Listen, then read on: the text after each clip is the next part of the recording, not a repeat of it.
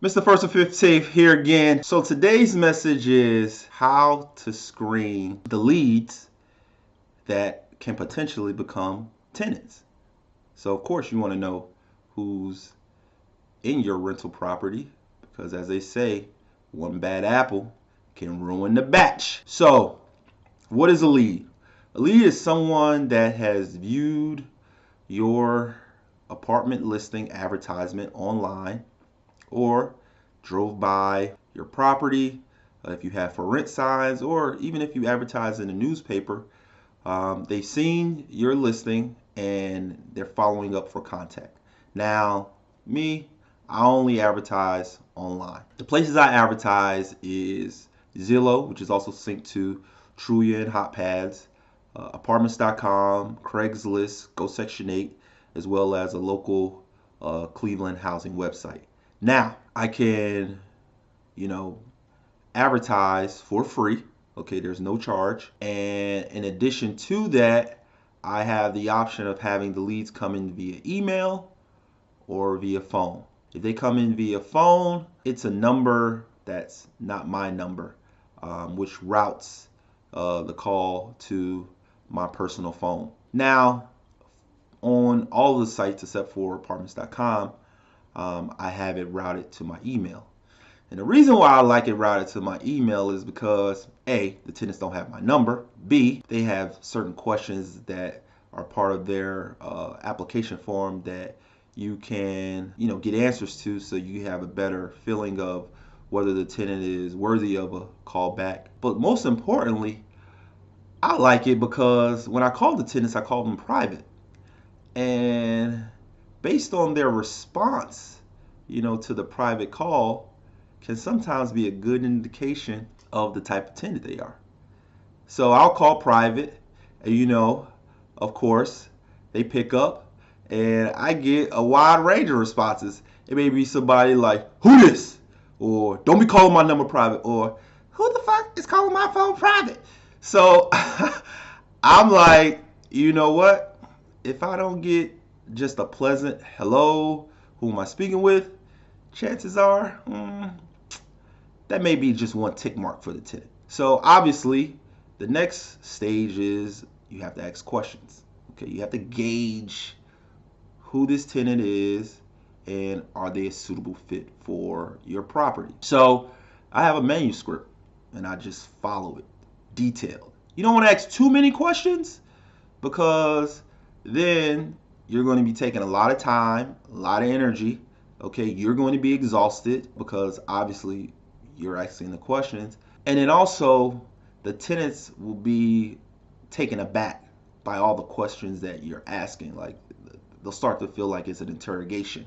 Okay, and you may have a solid lead, but they just may feel like you're poaching for too much information, may be turned off, and may not want to proceed further with the interview or tour the property. Okay, so let's go through how I go through my calls. Okay, so I'll call.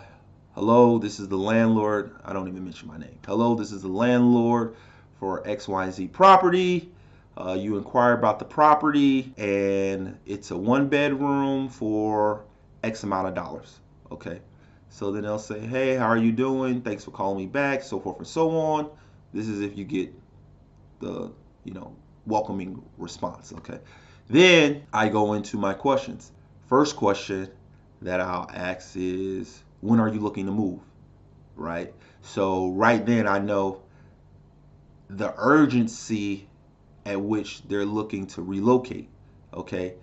And I'll also get a good indication on the parameters surrounding why they're looking to relocate. Like if a tenant says, "I'm looking to relocate immediately," okay, well, when you say immediate, what is immediate? Is that tomorrow, next week, next month, 2 months from now? What's your version of immediate? Okay, so let's say they say, "Well, I'm looking to move at the end of the week." Okay, why? Okay, that should already prompt a red flag.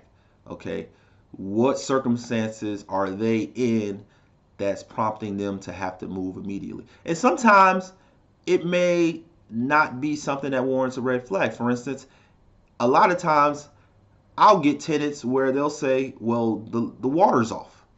The landlord didn't pay the water and sewer bills, or the house is being foreclosed on, okay? Or the house is being condemned, or the landlord doesn't want to make repairs. I don't have any heat because they don't want to make repairs to the furnace. So, just because they want to move immediately in the context of later that week doesn't always mean that they're an unqualified tenant. So ask the follow-up questions. After I ask that, I'll then say, well, who all will be living with you? Okay. That gives you a gauge of how many tenants will be living in the property or in the unit. So what I do is I ration 2 people for each bedroom. Okay. So obviously if it's a 1 bedroom, 2 people can live there. Now let's say it's a couple and they have a child. Okay, that's 3 people. So now there'll be a fee for that. So I charge an additional $20 per extra person. If it was a 2 bedroom and they wanted to bring 6 people in there, then it would be an additional $40 per month in rent, as well as to the security deposit.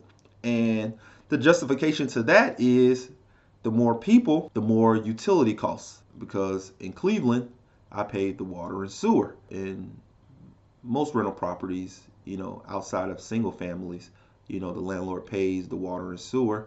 And I think that's across most municipalities as well. But you be the judge. If you want to charge for extra people, charge. If not, don't charge. Okay. So after they tell me that, then of course I'll say, okay, well, how many adults are there in the amount of people that they said live in there? Usually they'll already mention that, because if there's 2 adults, they'll say, my fiance, my husband, my boyfriend, my roommate.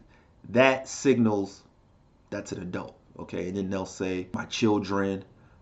If they say their son or their daughter, then you have to ask, how old is your son or your daughter, okay? Because everybody has to get screened. Everybody has to complete the background check. That's an adult. So after they mention who will be living there, next I go into what's your source of income, okay? And sometimes they're defensive with that. They'll just say I work or I'm employed, and I don't need to know exactly what their occupation is, because I'll find that out later on the actual application. All right, so just let them be if they're defensive with what they do, and just continue on. All right, and then sometimes they may say, well, I'm on disability, Social Security. They may say, I don't have a job. Okay, you don't have a job, well, how are you going to pay rent? So if they say they don't have a job, then you say, okay, do you have any type of voucher? Okay, because they may have a Section 8 voucher. They may have, in Cleveland, they have this program called Eden, that similar to Section 8, but not entirely, that will pay their rent. Okay, so you want to get as much information out of them as possible. Okay, if they say, let's just stick on the vouchers for a second. They say they have a voucher. Your next question is, okay, what are the terms of your voucher? Okay, so if they have a Section 8 voucher, Section 8 usually pays 70% of the person's rent. Sometimes they pay the entire portion. So you need to know that. You need to know, does Section 8 pay the entire rent or just a portion? Okay, and then you need to know, does Section 8 pay the security deposit? Does the tenant pay the security deposit? Usually the tenant's responsible for paying the security deposit. After that, you also want to ask them, do they have a 1 bedroom, 2 bedroom, 3 bedroom voucher? You want to know the size of the room size of their voucher. This makes a big difference, because Section 8, they'll only provide a maximum limit for certain voucher sizes. Okay, so for instance, you could have the same unit, but if it's a 2-bedroom and the person has a 1-bedroom voucher, Section 8 is going to pay less typically. And then they'll also allow them to have a 1-bedroom voucher but be able to move into a 2-bedroom, 3-bedroom apartment as long as the rent does not exceed their voucher limit. Okay.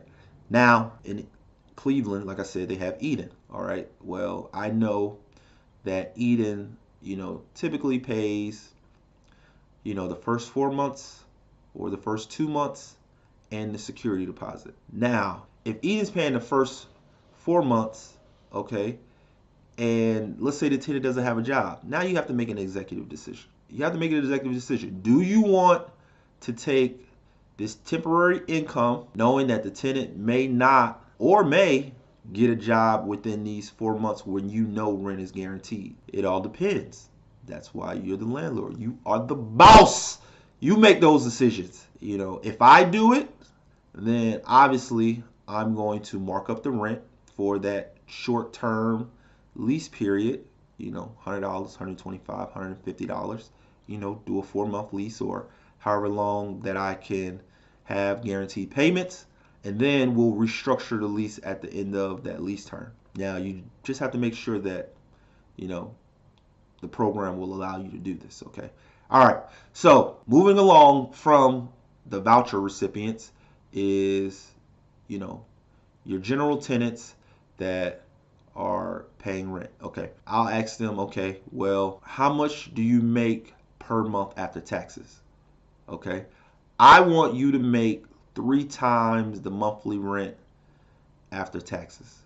Okay, that means you'll be able to have a cushion. So let's say one of my properties is $500. Okay, then after taxes you need to make $1,500. If you're not there, again, executive decision. You the boss. So if somebody comes in at let's say $1,375. Then I need to say, all right, you know what? I'll allow you to proceed with the application, but there's going to be an additional half-month security for you not making 3 times the monthly rent. Now, because they're very close, but they're not quite there, and I need just a little security blanket. If a tenant is short, let's say they make 2 times monthly rent, I don't consider. I just move on. It's not worth the hassle, because chances are, they're going to default or be a nuisance to get rent. It's not worth it. Okay, plenty leads out there. So then after I qualify them on the rent amount, I move on to, do you have any pets? If they have any pets, I see what type of pets do they have. Okay, now this all depends on your insurance requirements and also your municipality legislation, laws. So if they have large, what they deem vicious animals, if my insurance states that any of those animals are to have insurance on them, then I let them know, listen, if you have, animal falling into this category, then you need to have the proper insurance. So that could be either renter's insurance with the coverage on the animal, or it can be canine insurance. And rates vary. Cleveland, it's about $30 a month. All right. Also, I inform them of the pet fee and the pet security deposit. All right. So $25 per pet per month, as well as a security deposit. If they have like a hamster or something like that, or let's say a lizard, something that's caged, right? Again, you have to make an executive decision. Do you want to charge for a hamster, a rabbit, a fish? It's up to you. You're the boss. All right. Next, I go into, do you have any evictions or criminal infractions on your record? So obviously, they'll let you know if they have any evictions, and you make a decision. All right. I don't like evictions within the past 5 years, but I evaluate everything on a case-by-case basis. If you do have an eviction in the past 5 years and I do deem you eligible, okay, then I'll also charge you an additional half month security, or I'll charge you higher rent. You know, it all depends. Okay, so if they have any criminal infractions, so I don't like felonies in the past 5 years, and I really don't like burglaries, armed robberies. Don't want that. Been there, done that. You know, been there where I've given someone a chance. I don't care how old they are. I mean, I had one person came from a transitional facility, and this program I had prior experience with them, and I mean the guy had a rap sheet, but it looked like he was starting to turn things around. Won't do it again. Won't do it again. It's not worth it. I'm telling you, it's not worth it. At the end of the day, people have to show and prove. All about giving people opportunities, but at the end of the day, you cannot jeopardize the safety of my law-abiding tenants. Not happening. Not happening. So obviously, that guy had to go. I got him out quick, and that's pretty much it. So it's a quick rundown of their background, and then you make a decision based on what you've heard. Will you proceed them to the next steps? Okay, which is scheduling a tour and also giving them the proper contact information to the person that they're going to tour with.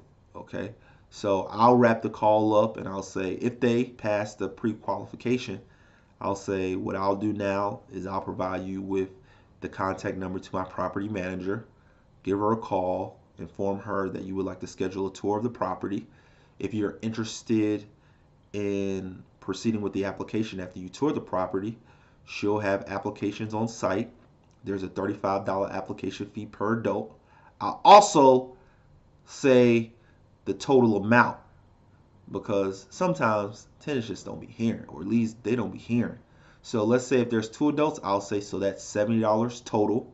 Okay, I'll also say I'll need a copy of all adult government IDs. In addition to that, I'll also need your 2 most recent pay stubs. Then I wrap up the call, right? So it takes about 5 minutes, right? And then after you do that, if they like the property after they tour it, you then get their application, make sure all fields are completed, make sure you have all proper income documentation, make sure you get a copy, you have their driver's license so that you can verify what they put on their application is correct. All right. Make sure you have their email. Okay. The reason why you want to have their email is because in the event that they become delinquent on rent and you have to pass it to collections, you want multiple vehicles of contact. You want their phone, you want their email, you want their job. The more the better. All right. So once you have all that information, you should have references, you should have their employer, their supervisor, and you'll have their pay stubs. All right. Then you have to start, first, you process the application through whatever background check software you use. I use American Tenant Screen. Okay. They charge me $25, $24.99. And my tenants, they pay, or the leads, they pay $35 application fee. So I get $10 for my time, effort, energy. It's worth it. Or I should say it's worth it. It's justified. Some people charge more. Some people charge 50, 75. Okay. But I don't try to hit them over the head. All right. I try to make it reasonable. And then also, let's say if they apply for one of my properties and then somebody else gets it, and then I have another vacancy and they want to apply for that, I don't bill them the application fee again. I just take that information from the application on the first property that they wanted. At the end of the day, I'm not really trying to make a killing off application fees. Like it's not that serious. Some people do it. I'm just not one of those people. So then after you process all the information into the tenant screening software, they'll populate the results.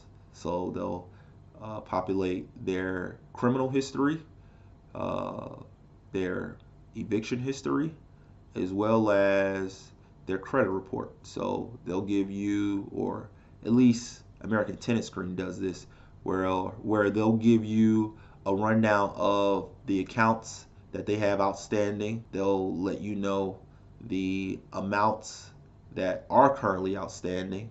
They'll let you know if there's any defaults, if there's any bankruptcies or anything like that, and then they'll also give you their credit score. So you have ample information to make a decision. All right.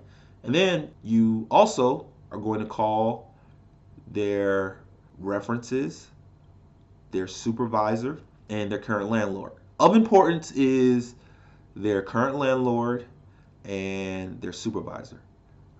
Because, some people provide fictitious pay stubs. I had that happen last week where a lead, they provided fictitious pay stubs. I called the supervisor or I called the company, and I asked for the supervisor. The person that picked up said that supervisor was let go 4 months ago. Then I asked for the applicant. They weren't in the system. So even though they give you pay stubs, that does not mean they're employed by that employer. All right, trust but verify. Trust but verify. Also, you're going to call the current landlord. Okay, you're going to ask them, what is their feedback on the tenant? Have they been a nuisance? Have they paid rent properly? Do they have a lot of company over? Do they make a lot of noise? Do they make a lot of repair requests? Have they withheld rent for any reason? Was it justified? You just want to get a gauge of the type of tenant there are. And then you call the supervisor. You ask them to verify the employment. If you want, you can also ask them, what type of, employee are they, to get their feedback, so forth and so on. But for the most part, you really just want to verify the employment with the supervisor. And then you can call the references as well to gauge, what type of person this candidate is. If they're putting them down as references, chances are they're going to give good reviews. So that may negate some people from calling them. But still, if you probe, you could still get some answers, because they may say, well, you know what, this person had some trouble previously, but they're starting to turn it around. They're looking just to have a fresh new start, someone to give them a chance, or they had maybe some domestic issues, previously. And then you can make a decision, okay, whether or not you want to undertake that risk.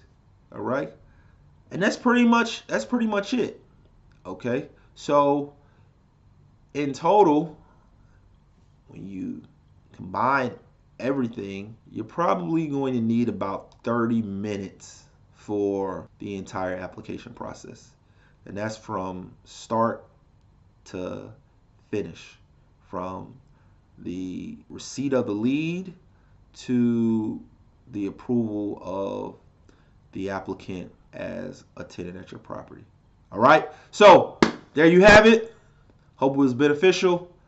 If you have any questions that you ask that you think are noteworthy and are solid at, screening tenants, drop them in the comment sections below. I'm always looking to see, what's being asked out there. All right. Until next time, Mr. First and 15, signing off.